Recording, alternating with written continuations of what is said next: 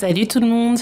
Dans l'histoire d'aujourd'hui, une agente du 911 reçoit un appel glaçant qui va changer sa vie à tout jamais. Mais avant de commencer, j'aimerais vous présenter le sponsor de cette vidéo, Oli. Pour ceux qui ne les connaissent pas encore, Oli a révolutionné le monde des boissons soft en proposant une alternative délicieuse aux marques que l'on peut trouver dans les magasins. Et cerise sur le gâteau, toutes leurs boissons sont sans sucre, remplies de vitamines et la variété de parfums permet d'en trouver pour tous les goûts. Que ce soit dans la gamme énergisante, milkshake, hydratante ou iced tea, vous trouverez forcément votre bonheur. Personnellement, je suis tombée amoureuse de la gamme milkshake, et tout particulièrement celui à la vanille, ce qui me permet de commencer ma journée sereinement avec un boost d'énergie non négligeable. Alors si vous aussi vous souhaitez essayer, vous retrouverez toutes les informations dans le lien en commentaire épinglé ou en scannant le QR code qui s'affiche à l'écran. Grâce à mon code CRIPSTAR, vous pourrez également bénéficier d'une remise de 10% sur votre commande. Merci d'avoir pris le temps d'écouter cette annonce. Et maintenant, place à notre histoire. Bon visionnage. Je m'appelle Sarah Thompson, j'ai 34 ans et je suis une opératrice chevronnée au centre d'appel du 911 d'une petite ville du Midwest américain. Cela fait 7 ans et demi que je passe mes nuits dans cette salle sans fenêtre, entourée d'écrans clignotants et de lignes qui portent les échos des pires moments de la vie de certains. Pendant toutes ces années, j'avais appris à disséquer la peur, le halètement saccadé d'une femme dont l'enfant s'étouffait, le murmure brisé d'une victime fuyant un conjoint violent, ou encore le silence soudain quand un appelant perdait connaissance au milieu d'une phrase.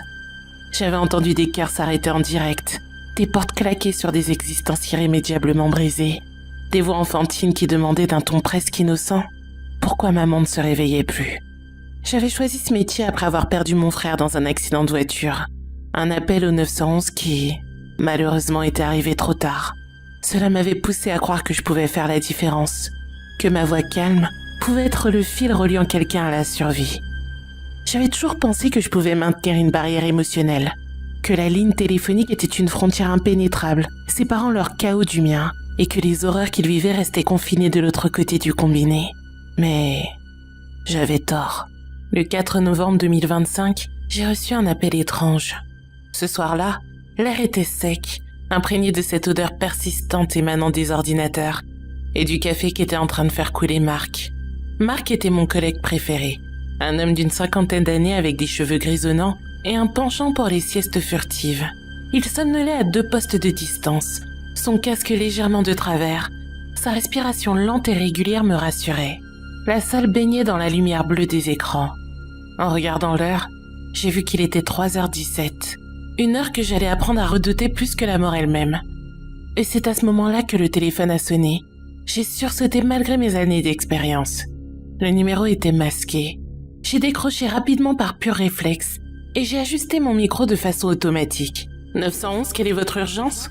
Au début, tout ce que j'ai entendu, c'était un souffle rauque, entrecoupé comme si chaque respiration coûtait un effort surhumain. Puis une voix a émané du combiné. J'habite au 567 Melrose Drive.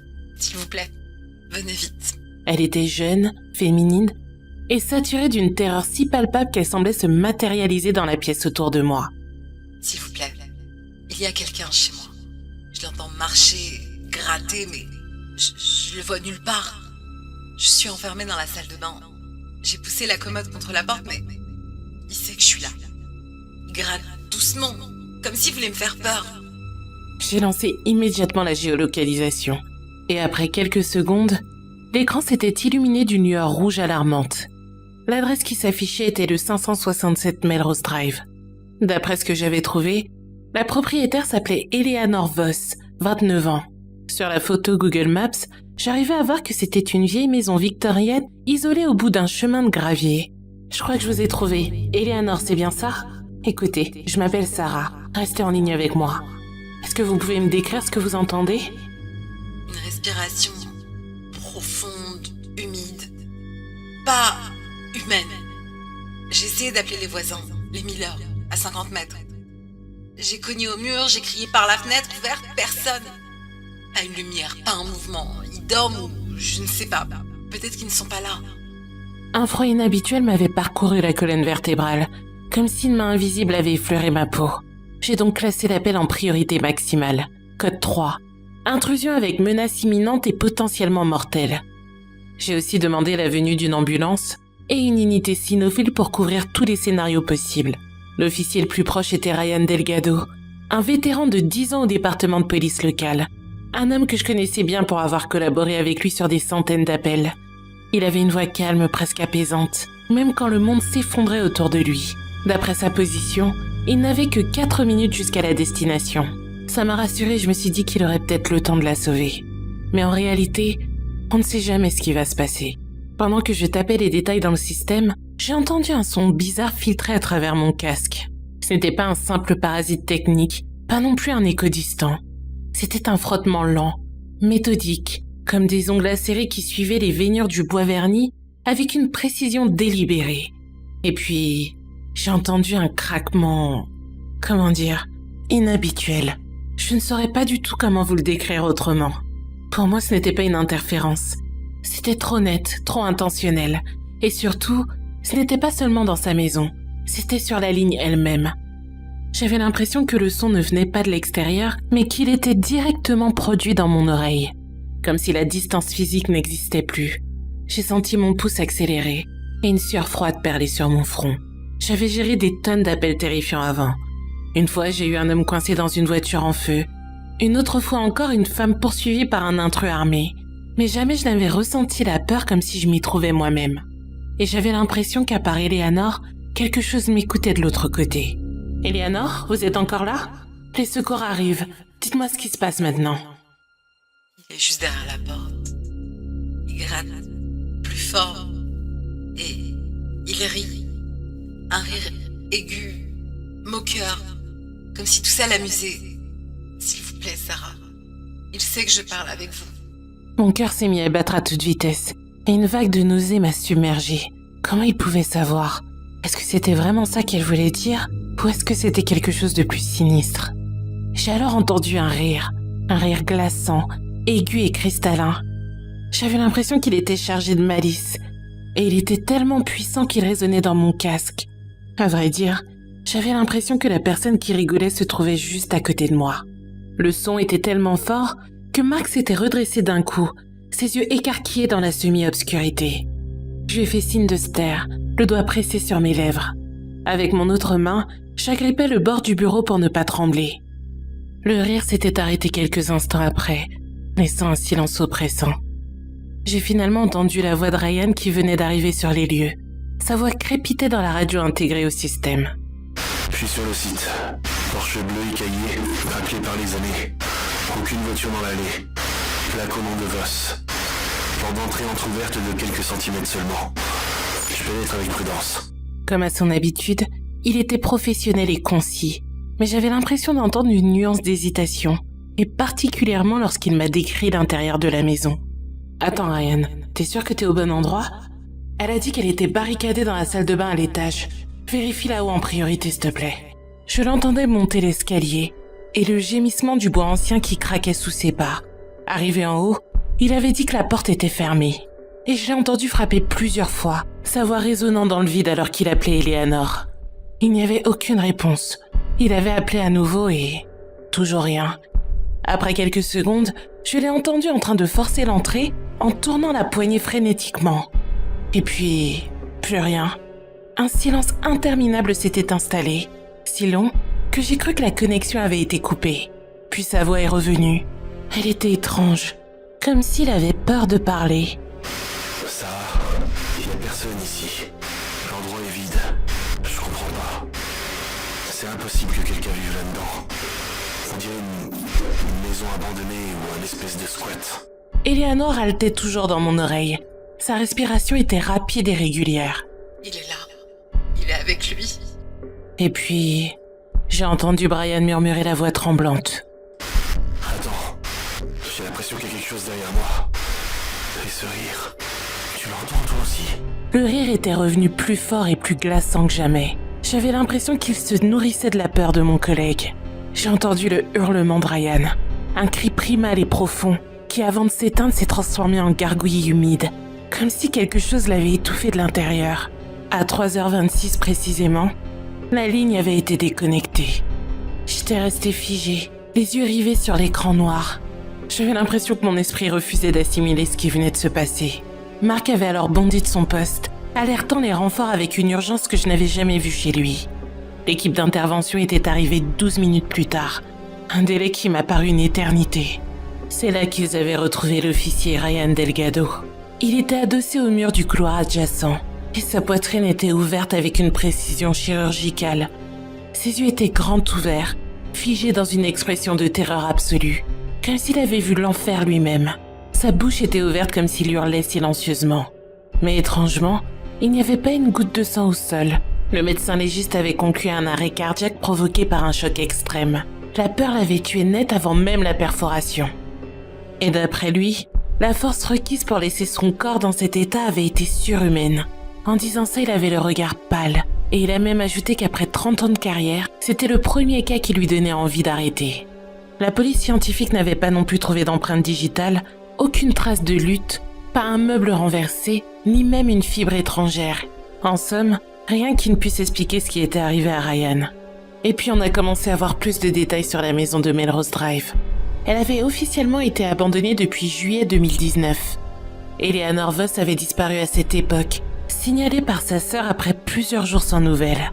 Les voisins avaient d'ailleurs rapporté des bruits étranges, des grattements nocturnes, des rires étouffés, et tout cela provenant de la maison. Malheureusement, aucun corps n'avait été retrouvé, et l'enquête s'était enlisée avant d'être classée sans suite. Le compteur électrique était coupé depuis des années, et la ligne téléphonique était inactive. Pourtant, pendant ces 9 minutes d'appel fatidique, nos systèmes avaient enregistré une activité normale, une consommation d'électricité stable et une ligne fixe opérationnelle.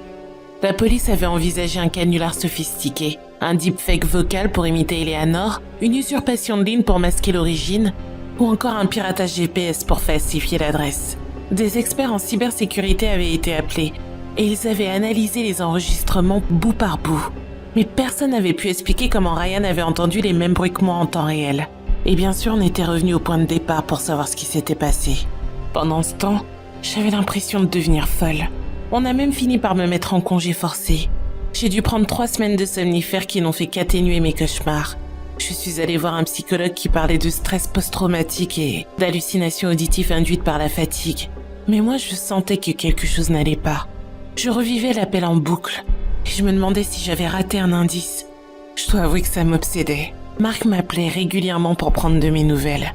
Il n'arrêtait pas de dire que c'était simplement un malade qui voulait nous faire flipper. Il me recommandait d'oublier tout ça. Mais au fond de moi, je savais qu'il faisait ça pour se rassurer lui-même. J'avais vu la peur dans ses yeux cette nuit-là. Pendant ce congé, je me suis mise à enquêter par moi-même. J'avais fouillé les archives locales sur Eleanor Voss. Elle avait hérité de la maison après la mort de ses parents dans un accident bizarre. Une voiture qui aurait quitté la route sans raison apparente. Les voisins parlaient d'elle comme d'une femme solitaire, obsédée par l'histoire de la maison et lisant des livres sur les esprits et les malédictions.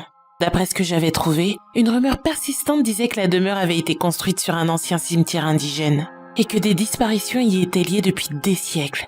Mais ça avait vite fini par faire partie du folklore local. Après plusieurs semaines à déprimer et à me torturer, j'avais décidé de reprendre le travail, déterminée à tourner la page. Et pendant quelques temps, j'avais repris un rythme banal, des appels sur des accidents domestiques, des querelles de voisinage ou des overdoses. J'avais l'impression que tout commençait à rentrer dans l'ordre. Mais 2 semaines plus tard, alors que j'étais chez moi, à l'heure exacte où Eleanor m'avait appelé, mon téléphone avait sonné. C'était un numéro masqué. Mon cœur s'était emballé et la main tremblante, j'avais décroché, me convainquant que c'était juste une coïncidence. Allô? C'est qui? Allô? Je n'entendais rien à l'autre bout de la ligne. Le silence a duré plusieurs longues secondes, puis j'ai entendu une voix que j'ai reconnue instantanément. Elle était rauque, brisée et familière. Sarah, c'est moi. Tu m'as envoyé là-bas. Tu m'as laissé entrer dans cette maison. Maintenant, cette chose me garde. Elle aime la peur. Et toi, tu es la prochaine sur la liste. J'entends déjà ses pas dans ton couloir. Elle gratte à ta porte. Elle sait que tu vas finir par craquer. Arrêtez ça tout de suite. Qui est à l'appareil? Le rire que j'avais entendu et qui m'était désormais familier résonnait à mon oreille. C'était bien la voix de Ryan, mais on aurait dit que quelque chose parlait à travers lui. Un bruit avait alors retenti, pas dans le téléphone, mais dans ma maison. C'était comme si le parquet du couloir grinçait lentement, patiemment. Et de l'autre côté de la ligne, le rire aigu a de nouveau retenti. Je m'étais réfugiée dans le placard le plus proche. J'ai éteint la lumière et j'ai serré mon téléphone contre moi. J'ai passé toute la nuit dans l'angoisse, à entendre encore et encore ce rire moqueur. J'ai peur, car je ne sais pas ce qui va se passer pour moi. Je sais déjà ce qu'on va me dire si j'appelle la police. Ils vont finir par conclure que je suis traumatisée et probablement me mettre dans un hôpital psychiatrique. Mais en même temps, je ne peux pas vivre comme ça, car je sais que cette chose, peu importe ce que c'est, finira par faire autre chose que gratter.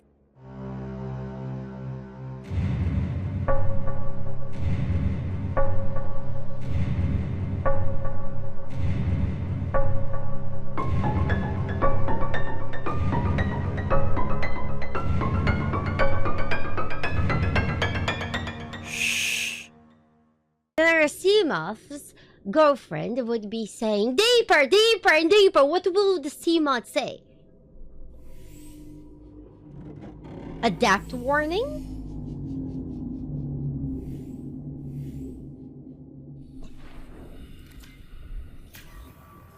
How's my Seamoth almost broken? Thud is how we named our Seamoth. Because whenever I'm inside of it, you can hear thud, thud, thud. It's like it's saying its own name. Oh! Wait, lithium. Lithium. Okay. Anything else here? We're safe here, right? The worms do not care for us. I mean, my inventory is fucking full. I will eat this decomposing fish. Thank you very much. Okay. What do we even use tits for? Sorry, magnetites. What's this? Oh, lithium. Can we scan this?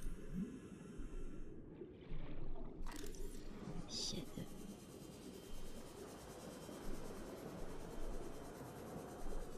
Hold on.